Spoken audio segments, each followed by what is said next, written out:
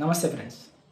గత ఏడాది 2024లో భారతదేశం వేడిగాలుల కారణంగా నష్టపోయిన విలువ 17.11 లక్షల కోట్ల రూపాయలు. వినడానికి వింతగానే ఉంది, కానీ నిజం.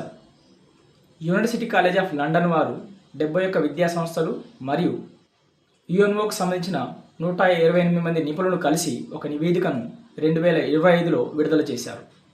ఆ నివేదిక అంశాలు ప్రధానంగా ఇవి. ప్రధానంగా భారతదేశం సగటున ఒక సంవత్సరంలో పూర్తిగా 24,700 కోట్ల గంటల సమయాన్ని కోల్పోయింది, కేవలం పర్యావరణ మార్పుల కారణంగా. అంటే సగటు ఒక వ్యక్తి ఒక సంవత్సరంలో 420 పని గంటలు నష్టపోయారు. అంటే సుమారు 20 రోజులు ఒక సంవత్సరంలో పనికి దూరం అయ్యారు. కారణం వేడిగాలులు.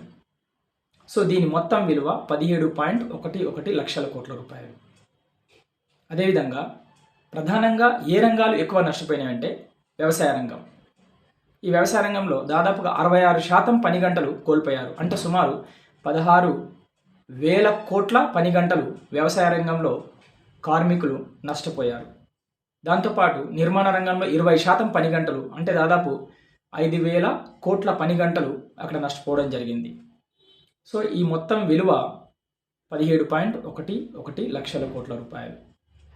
ఇక ఆరోగ్యంపై దీని ప్రభావం చూస్తే సగటున సుమారుగా ఒక సంవత్సరంలో 5,46,000 మంది వేడిగాలుల కారణంగా చనిపోతున్నారు. అదేవిధంగా ప్రతి సంవత్సరం ఈ వేడిగాలులు పెరగడం కారణంగా అడవులు తగలబడ్డప్పుడు విడుదలయ్యే పిసి కారణంగా 10,200 మంది ఒక సంవత్సరంలో ప్రాణాలు కోల్పోతున్నారు.